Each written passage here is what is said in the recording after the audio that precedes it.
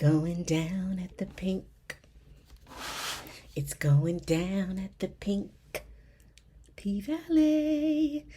I said that so softly. Y'all.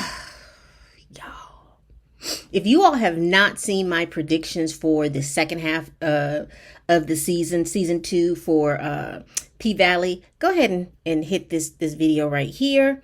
Go back and see this video. This won't be the link itself, but go back and check this video out. And come on back. All right, here we are with season 2, episode 6, entitled Savage. So, like I said, we're not going to go into order, but we're just going to kind of go hit some points, y'all. So we have Keyshawn in her same situation. Derek has decided that, he's going to go to a friend's house to help him do something with his backyard. And so he asked Keyshawn, did she want to go? And she was like, no, I don't want to go. And I think Derek was sensing something because Keyshawn, honey, because she's fed up and she wants to go.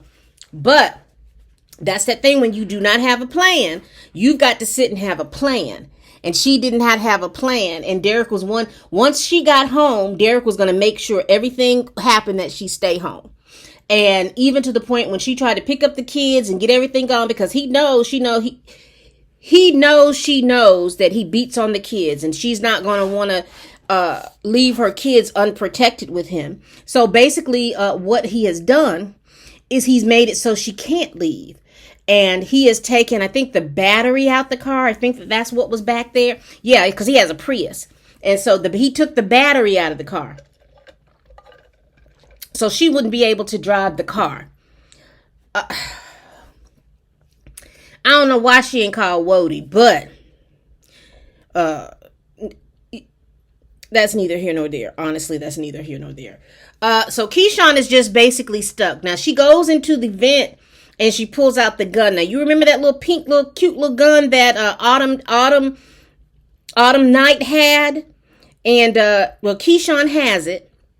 And I guess she was going to sit there and try to kill or shoot at Derek. But, again, that's no plan. That is really no big plan for her.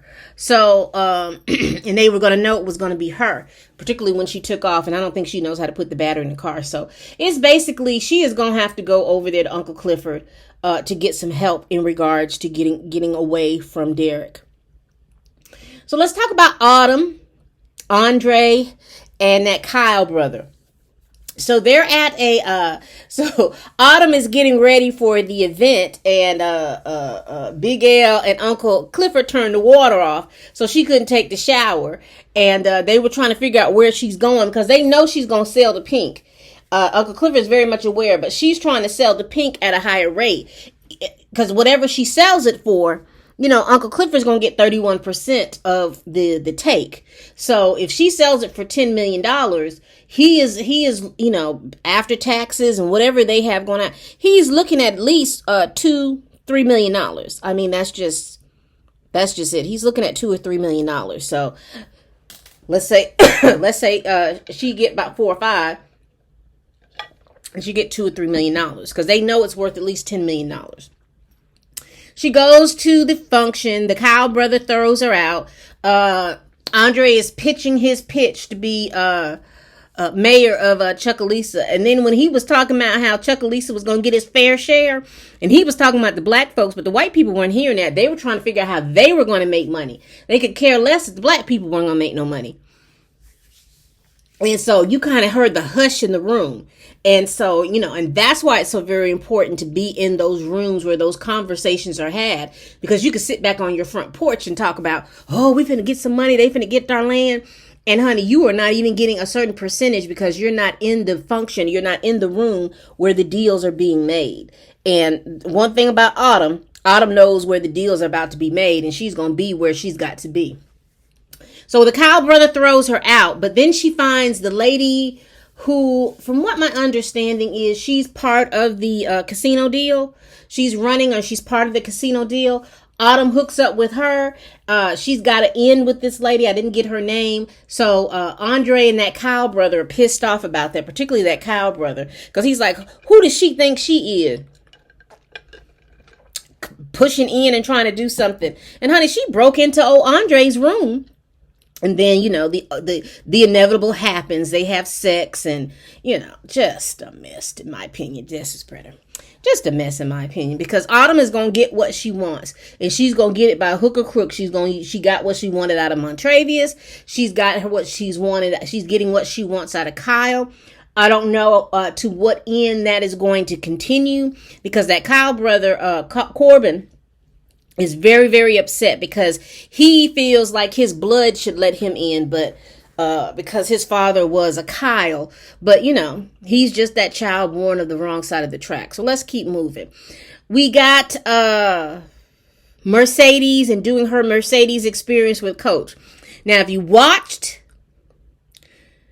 my predictions, I told y'all that Farrah, she was trying to get Mercedes kicked out of her deal.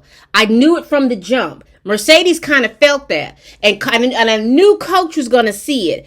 And old Farrah did exactly what I told y'all she was going to do. It had nothing to do about her liking Coach. Liking Mercedes. It had everything for her doing. She knows her husband. They were going back and forth about being married 19 years. And that's what made me hit. Like, she knows her husband. And she knows what he likes and what he doesn't like. And she knows he likes to be the big man in the room and stuff like that. He likes for them to be having relations with each other, but he's supposed to be the driving force behind that. I knew she didn't want Mercedes there in the first place, so she played that long game, and now Mercedes is out $40,000. Before she went and did the experience, she went over there to Terrica and Shell's house, and Shell still didn't have a job, looking a bit through. Mercedes asked to keep Terrica for a little while. Shell says no, that's her child too. She's a parent and she's going to parent her. Nobody knows where Terrica is at this point.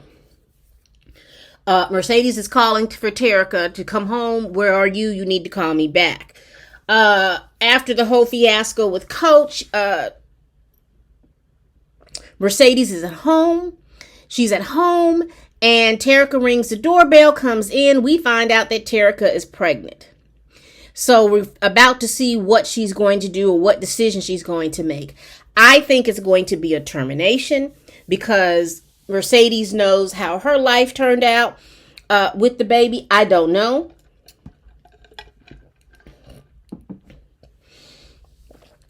I don't know if it's going to be a termination.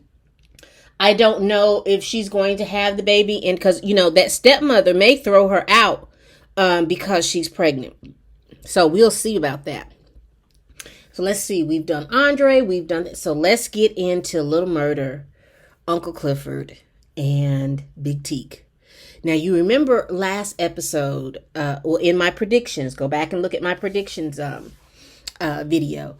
I had talked about that Big Teak was unstable and that I thought that Big Teak's desire to be wanted, to be loved, that he was going to do something to Uncle Clifford. What I did not expect is what I saw. So we see Lil Murda and Big Teak in a parking lot with a whole bunch of people. So I guess that's their crew, HVH. And Lil Murda and the whole crew buys Big Teak a car because Big Teak done been to jail and held it down. PIP. Y'all remember that video some years ago? I'm legally blind. But anyway, he comes out of jail, and so they're trying to set him up, get him a place to stay, get his hair cut, get him a car so he can move around, trying to get him back into the swing of things, trying to get him back into the life of things. Because apparently he's been in jail anywhere 6 or 7 years. They talked about 2017. So I don't know when Lil Murda got out. But apparently they were in jail for a period of time, even to the period of time where Lil Murda was making deals in jail to get Big Teak privileges while he was down in the hole. Because apparently they knew that he had, or they knew or couldn't prove that he had fought with with the guy in jail. So Big Teak is like, he's not tweaking like he was the last episode where all his anger was. He's very calm. He was calm, a little melancholy, but he got real excited when they heard Lil Murda's song on the radio. They got real excited and hype, and he was talking about how proud he was of him. He also talked about, that he had some demons, and that was some things that were catching up to him. And if you notice that he was very, very calm. He was very calm, but, he was triggered real quick because the guy when they were at the gas station, the guy came up like, y'all finished with the pump? Y'all finished with the pump? And he was about to go beat the guy up, but Lil Murda stopped him. So they were able to have like a conversation about what's going on. And Big Teak is like, yeah, I've got some demons. Apparently, we learned that Big Teak's life was just a mess. His mother seems like she had some mental illness because she killed his sisters and brothers. His sisters and a brother. She stabbed them to death. And so she stabbed him, but he got into the closet. And so this was back in the early 90s. He was 5 years old in 94. So he was born like around 1989. Ugh, bless his heart. So that's weighing on him, and that's why he had the teardrops. It wasn't because he killed somebody. It was just fact that he was, these were people who were killed that were important to him. Him and, so Lil Murda is taking him around everywhere, getting him a haircut. While they're getting a haircut, Lil Murda calls Keyshawn. He calls Keyshawn. He talks to Keyshawn. He finds out that Rome knew about him and, I guess, Big Teak. She couldn't talk much because Derek walked in the room like, who is she talking to? So he kind of figured, I don't think he told Big Teak. I can't remember if he told Big Teak about that or not. But they get the haircut. They go out to eat. The girl is flirting with him. He wasn't paying it, and they decided that was going to be their date. And that made Big Teak feel good. Like, hey, we are out here. We're, it's not hidden. We not hiding. We just, being out here. He was very concerned about how the times have changed. Since he's been in, they've had LGBTQIA rights and stuff come out. So he's just really fascinated that things have changed, that the things that they can do out in the open. They go riding in the car after they get the gas. They go to a little spot in the swamp. They're talking and singing and rapping, doing a little Outcast and all that other stuff. And it's a good night for Big Teak because he has already settled in his mind that he was about to take himself out of here.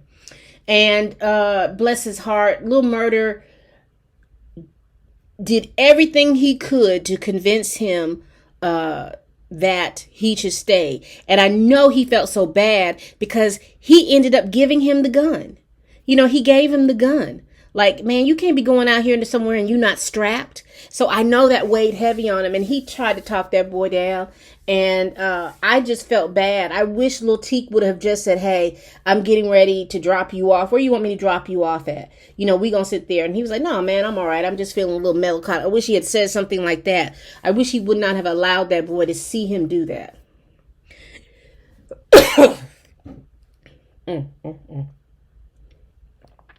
So Lil Murda is so distraught, he goes right over there to Uncle Clifford. Uncle Clifford sees that he is distraught, and he gives him a hug, and Lil Murda says, I'm not okay. I'm just not okay. And we find out that Toy, you remember Toy doing all that sneezing, talking about she got allergies? That heifer got the Rona. And she done messed around and gave Miss Ernestine the Rona. See, that's how it start. You have them people that they know they sick and they don't have a sense enough the God gave them to stay out from around folks, and then they spread it, be super spreaders. So the pink is now a super spreader. So that was basically the episode. What did you all think about the episode? Again, my predictions, couple of my predictions came true.